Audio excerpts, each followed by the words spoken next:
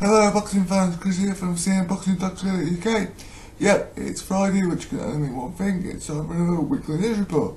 But before we get into all that, I'd like to apologise for the fact that it's been over 2 weeks since I posted a news report. I had a few technical issues with my computer.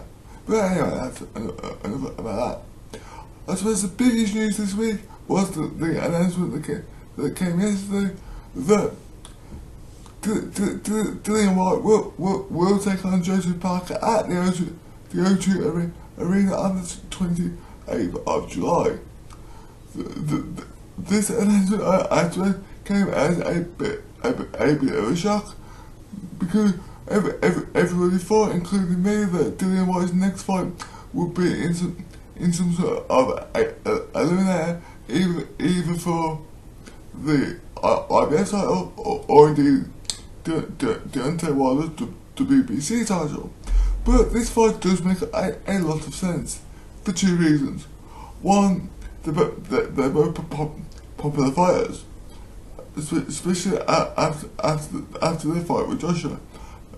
Admittedly, but both of them came up short with what being knocked out, and Parker being the first man to ever take Joshua the full 12 rounds before losing a wide unanimous decision. But I think that's what makes this fight so interesting, is the fact that both of these men were the first to do something to anti-Joshua. Dillian Whyte was the first to take him past 4 rounds. And of course, as we know, because it was fairly recent, Joseph Parker was the first to take him the full 12 round distance. In my opinion, he never won a round in that fight, but he's still the first man that's been able to withstand some of Joshua's best punches. So ever since yesterday, people have been asking who's going to win. Well, I genuinely don't know. I don't think we saw the best of Parker when he fought Joshua last time out, and Dillian Whyte has continued to go from strength to strength since losing to AJ. So I think it could be a good close fight, possibly with the AJ in power slightly going to Joseph Parker. When asked why he took the fight, Parker said that fighting Whyte is a route to the title. And saying with that thing brings us onto our next story. According to promoter Eddie Hearn, he says that the winner of Parker versus Wilder could be very close to a rematch with Anthony Joshua. Now, but both of these fights are rematches that I wouldn't mind seeing again, because Dillian Whyte was able to hold his own for as long as the fight lasted back in 2015, and of course Parker took it the distance. But a lot of people believe that the referee spoiled that fight, because if you go back and watch the fight again, whenever either man tries to get on the inside and start landing shots, the referee breaks them up. So the fight was outrage. I'm taking nothing away from Parker. Taking Joshua the distance was an achievement, but I believe if the referee were to let both men fight, it would have been a completely different fight.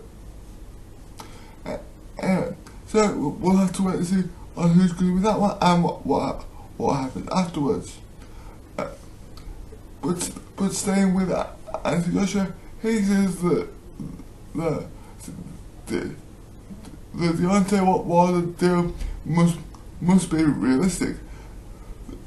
This comes after negotiations continue between the two pairs, between the two teams. I'm sorry, with Joshua still not sure who he's fighting next, whether it is indeed the fight we all want to see between Joshua and Wilder, or whether it will in fact be a mandatory defense of his WBA title against Alexander Povetkin. Again, a fight I would be very interested in seeing. But I know I've said this a lot during the build up to this fight, but I'm struggling to see what the big problem is. I think that they seem to have come to a deal on purpose with a 50-50 split of $100 million. It seems like from the outside anyway, the biggest stumbling block is venue, and believe it or not, who ring walks us with them both being champions. But I'm sure that's gonna rumble on for a bit longer. However, the decision at some point could be taken out of both Eddie Hearn and Steve Joshua's hands if the WBA insists on fighting Povetkin. But again, this is a story that's developing week on week. In other news, middleweight king Gennady Golovkin has been stripped of his IBF title. The undefeated knockout artist was stripped of the title after failing to agree terms with his mandatory challenger. However, of course, he is still the unified champion of the world in that weight division, and he's still believed by many to be one of the best pound for pound fighters in the world.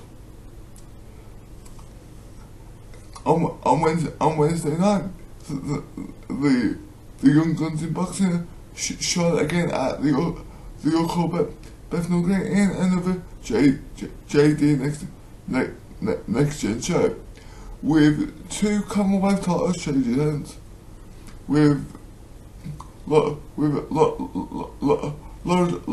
Ockley wiping out Luke Watkins inside of 3 rounds, and Reece Bellotti being stopped by Ryan Doyle. Now, if you watch that, I don't know whether you're going to agree with me, but was the Bellotti stoppage premature? Okay, he was taking punishment in the corner. He took 2 big heavy shots, which then left him with the ropes, keeping him up, and then he hit the canvas. But if you watch it back, he's already trying to get up virtually the second his back hits the canvas. But unfortunately, it seems to be Howard Foster again, and as soon as I saw that he stopped it, my mind went straight back to the first Fox fight that many people believe he stopped too soon. In my opinion, on Wednesday night, he should have let Bellotti get up, give him the 8 count, and then make his decision from there. But of course, we're not in the ring. The referee gets an instant to make a decision, and of course the boxer's safety should always be paramount. We of course get the benefit of instant replay. So yeah, I think it was still premature, but we don't see what the referee was seeing. if you did miss any of the action from Wednesday's bill, I did do a Fight Night review. I will put the link in the description for you guys to check out. Okay, this is a fight that I'll be glad when it's over, because then I can stop reporting about it. Tyson Fury is back in the ring this weekend after nearly 3 years out, and he insists that despite what many people think, he is not underestimating his opponent, calling him very dangerous. Now, my problem with this fight is not the fact that I'm not a Tyson Fury fan. I like his boxing style, I just don't like him as a person. It's the fact that he wants to get back in the upper echelons of the heavyweight division. I get that. I fully understand that. But for his comeback fight, he should have fought someone who was going to actually give him a fight. He's fighting a blown-up cruiserweight. Now we all know that the blown-up cruiserweights can cause upsets. Just look at Belgium versus Whyte as a prime example.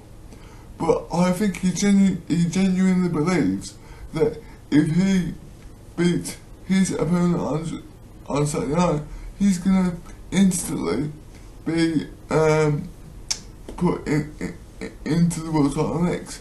If he is, that is an absolute joke, because he hasn't fought for 3 years. Okay, he's undefeated, and yes, he did pull off that stunning boxing performance against Klitschko.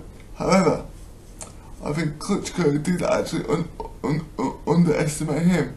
I bet if the rematch were to happen, which was supposed to happen until Fury failed a drug test and then had his out of the ring problems, I genuinely believe that Klitschko would have fought a completely different fight. Perhaps not got the knockout, but he would have definitely given Fury all he could handle and then some. Now, don't get me wrong, I hope he does make a comeback. I hope that he's able to prove me wrong and get back into the world title picture, for 2 reasons. One, it's good for British boxing, and 2, I do believe, like a lot of boxing fans, even though I'm not a fan, I think Joshua versus Fury would be a huge fight for Britain. And so I don't think there's going to be an arena or stadium in the country that would be big enough to hold that fight. But we'll have to wait and see. That fight is good, in my opinion, 18 months away, and that if he wins on Saturday, if he loses on Saturday, I don't think we'll see him in the ring again. Disappointing news this week for Martin Murray, as his world title fight with Bill Johnson is pulled out. It's cancelled, as Saunders has to pull out with a hamstring injury. This fight has already been rescheduled twice. Will it be rescheduled a third time? I don't know, but I do feel sorry for Martin Murray, but yeah, you have to feel sorry for both men. It's a genuine injury in training, but both men will have been working really hard for weeks on end to get themselves in the best condition possible for this fight. So to have to pull out with an injury must be really disappointing and frustrating for both men. Hopefully the fight will be rescheduled. I'll bring you more on that as it happens. Okay, our final story of the week is that Jesse Barker has still not received an offer from Amir Khan. No big surprise there. I don't think he really wants to fight anyone that can fight back. He says that he wants to get back in the world title picture and win one more world title before he backs it in, but does he? But he is close to agreeing a rematch with Adrian Broner. Now that could be interesting. Right, if that does happen, I will bring you that next week. I think that you guys all up to date with everything that's going on in the world of boxing. Check out the review of the JDNXTGEN show, and please don't forget to like, share and subscribe to our YouTube channel. And if you have any questions about boxing, the links as always are in the description. And I will speak to you guys next week. Have a good one.